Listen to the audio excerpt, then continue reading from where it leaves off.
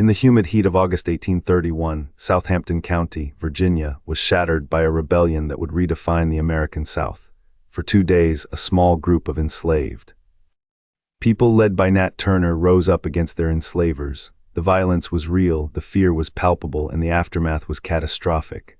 But to understand this event, we must look beyond the sensational myths and examine the complex reality of slavery, religious fervor, and racial terror in antebellum America.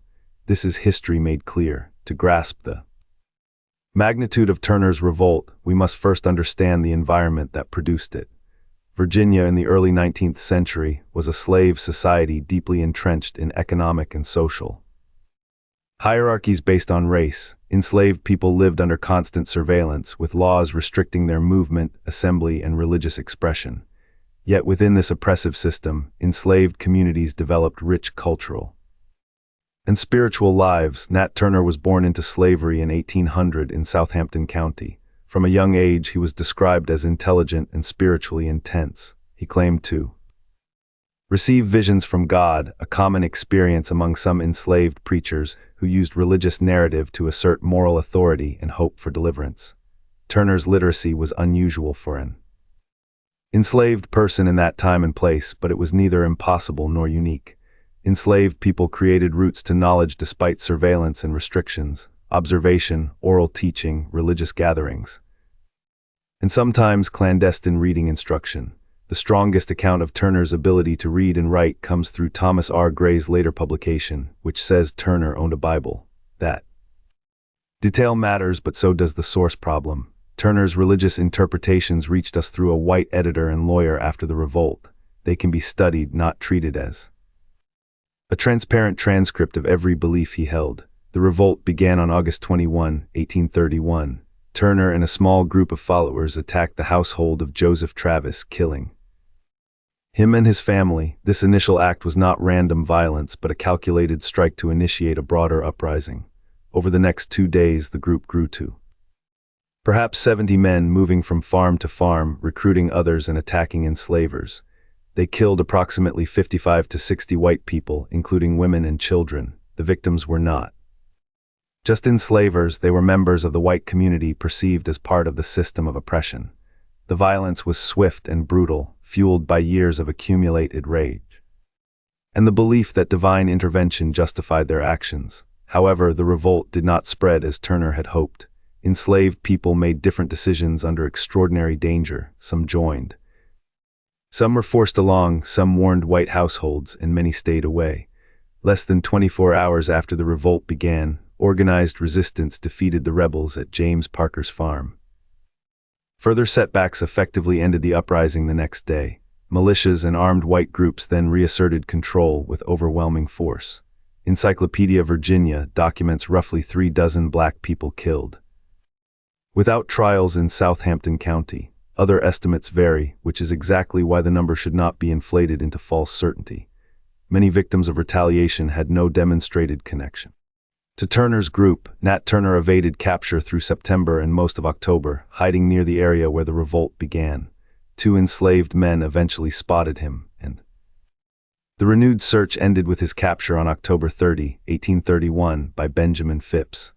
While Turner waited in jail, local lawyer Thomas R. Gray proposed recording and publishing his account. The Confessions of Nat Turner remains indispensable, but it is a mediated text produced under confinement, edited by Gray, and quickly sold to the public. Historians debate where Turner's voice ends and Gray's framing begins.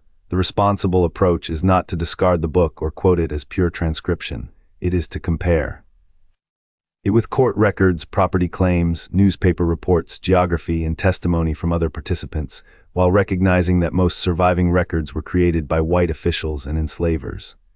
The legal aftermath was swift and severe. Special courts began trying suspected rebels on August 31, without juries and under procedures that offered defendants little protection. Ultimately, 30 enslaved people and 1 free black man were condemned to death. 19 were executed. Governor John Floyd commuted 12 sentences. Other defendants were acquitted, transported, or sold beyond Virginia. Compensation rules also gave enslavers a financial stake when the state condemned enslaved defendants.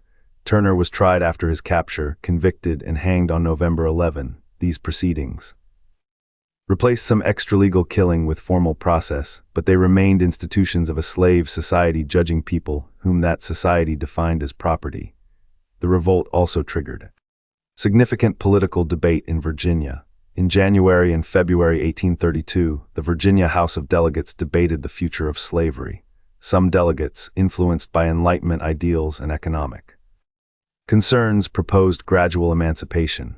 However, the revolt intensified fears among white Virginians that freeing enslaved people would lead to chaos and violence. The debate ended with the rejection of emancipation proposals and the passage of repressive laws.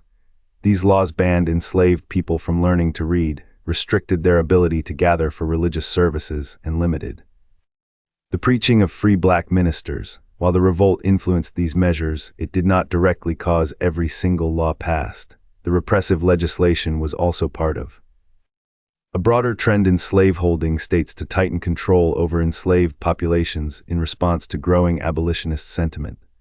Abolitionists like David Walker, who wrote Walker's Appeal in 1829, were often cited by white Southerners as instigators of the revolt.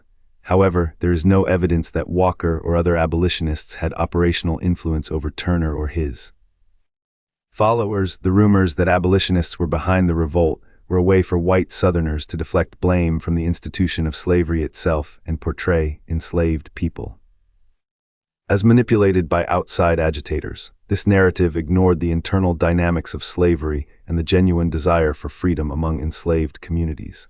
Nat Turner's revolt remains one of the most significant events in American history because it exposed the fragility of the slave system.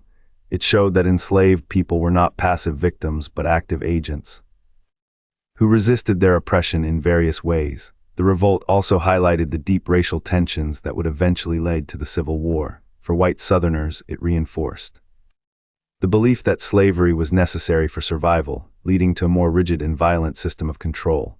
In closing, Nat Turner's revolt cannot be reduced to either heroic legend or horror story. Turner and his followers acted against an order built on coercion, family separation, and hereditary bondage.